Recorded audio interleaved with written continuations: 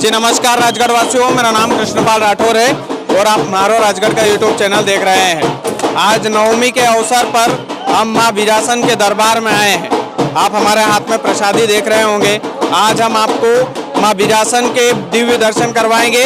ये बड़े सौभाग्य की बात है आप और हमारे लिए कि आप भी नवमी के दिन ही दर्शन कर रहे हैं। जो लोग मंदिर पर नहीं आ पाए हैं वो लोग माँ बीरासन को एक बार निहार लीजिएगा, उनके दिव्य दर्शन कर लीजिएगा। अमन जरा अंदर आ जाइएगा थोड़े से और माँ बेसवा के दर्शन आप करवा दीजिएगा।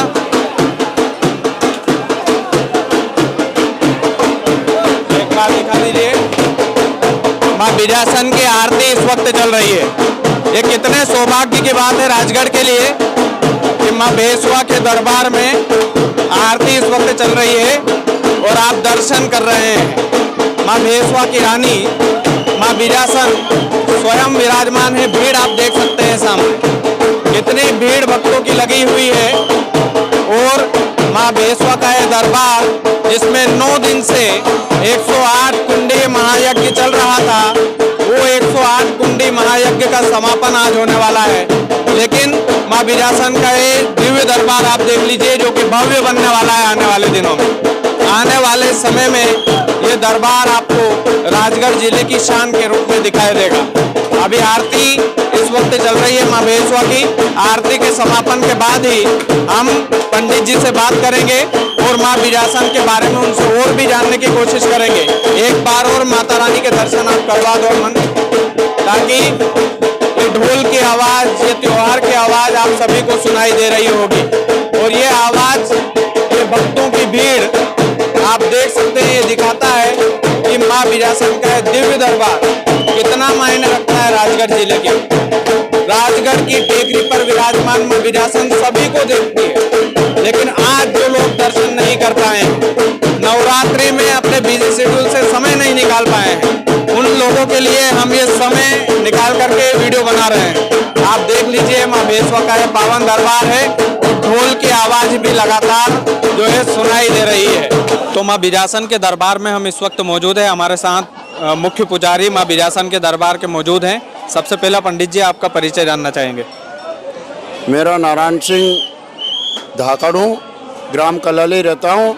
यहाँ 2 गांव के पुजारी है, धाकड़ समाज और बिलाला समाज के। अभी 108 कुंडी महायज्ञ माँ बेसवा के दरबार में हुआ है और पहले भी वो यज्ञ सफल रहा है। तो आने वाले समय में किस तरह से मंदिर का निर्माण कार्य देखते हैं और क्या ये निर्माण कार्य होने से भक्तों की रुचि और माँ बीरासन के तरफ आकर्षित होगी गुरुजी? ये क्या है, 108 कुंडी सच्चंडी यज्ञ अगले वर्ष होने से लोगों का उत्साह बढ़ा और उन्होंने कहा कि अपन साज के पैसे नहीं लेंगे। सभी का कहना है कि अपन साज के पैसे नहीं लेंगे, जो भी लगाएंगे अपन पब्लिक के पैसे ही लगाएंगे। और इसी वर्ष ज़्यादा उम्मीद से लोग ज़्यादा हर करके और इस पे बैठे हुए हैं यज्ञ पे। अच्छा, मतलब कि पहले से भी ज़्यादा लोग यहाँ पर आए? पहले से ज़्यादा लोग बैठे हुए हैं यज्ञ में आहुति देने के लिए। तो पहले से ज़्यादा। अच्छा, माँ बीरासन का दरबार है, काफ़ी पुराना दरबार है पंडित जी, तो 2-4 महिमा अगर आप बता देते हैं हमारे दर्शकों को। ये माता रानी को विशेष तो है संतान पुत्र प्राप्ति के लिए। किसी को हताश हो जाता है, अस्पताल में भी जब मना कर दे तो माँ के यहाँ सातिया लगाने से स्वास्तिक से पुत्र प्राप्त होता है। ये सातिया एक बार दिखा दो इस तरह से। हाँ, ये सातिया की तस्वीर, ये सातिया बनाने से गुरुजी हो जाता है? हाँ, ये गोबर का सातिया लगाने से और माँ के व्रत करने से पुत्र की प्राप्ति होती है। अभी मैं बताता हूँ, आष्टा वाले भैया के 45 साल की उम्र में 2 औरत को 2 ही को लड़का हुआ। अभी 1.5 महीना हुआ उनको। अच्छा, मतलब दूध तलाई के बारे में भी हमने सुना है कि माता रानी वहाँ स्नान करती थी। दूध तलाई की महिमा तो साहब क्या बताऊँ मैं।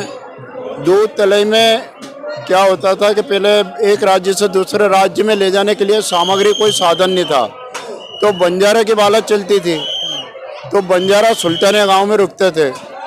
अब लाखा बंजारा के संतान नहीं थी, तो कजली वन में गए वो ढोर चराने के लिए, तो एक छोटी सी बालिका रोती हुई दिखी। अब बालिका रोती हुई दिखी तो उन्होंने कहा संतान ने अपन उठा के ले चलो। उसको उठा के घर लेकर आ गए। कुछ दिन बड़ी हुई, यहाँ ढोर चराने के लिए आई, सुल्ताने रुकते थे तो नीचे नाले में पानी पिलाने के लिए ले जाते थे। सभी ग्वाल बाल। माँ नहीं ले जाती थी।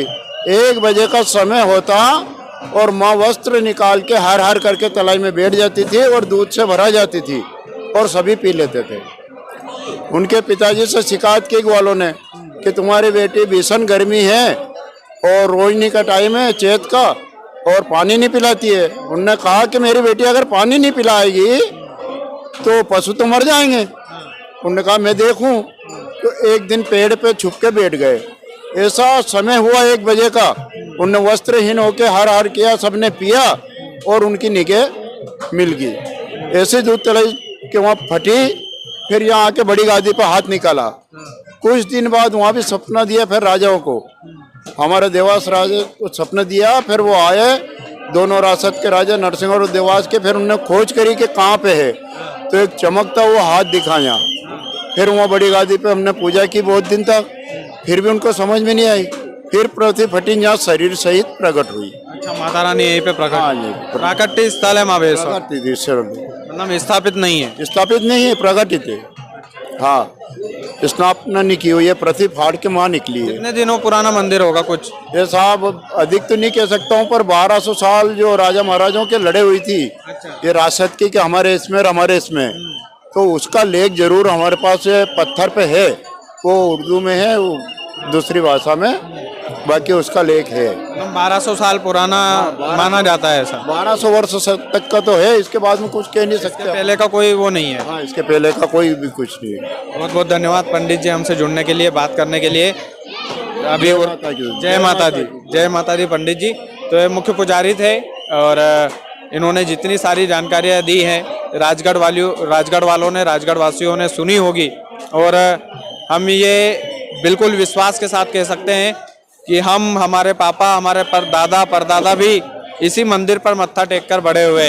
यानी कि जब वो परण कर आए होंगे तो इसी मंदिर पर उन्होंने मत्था टेका होगा। हम भी जब जोड़े से आए थे अभी 2 महीने पहले, तो माता रानी का आशीर्वाद हमारे मालवा में सबसे पहले लिया जाता है, हमारा राजगढ़ जिले में सबसे पहले लिया जाता है। और जिन लोगों ने दर्शन नहीं किए थे, जो अपनी व्यस्तता के चलते नवरात्रि में नहीं आ पाए थे, उनको हमने दर्शन कराए हैं। आप इस दर्शन का जो लाभ है वो ज़्यादा से ज़्यादा लोगों तक जरूर पहुँचाए। बहुत बहुत धन्यवाद।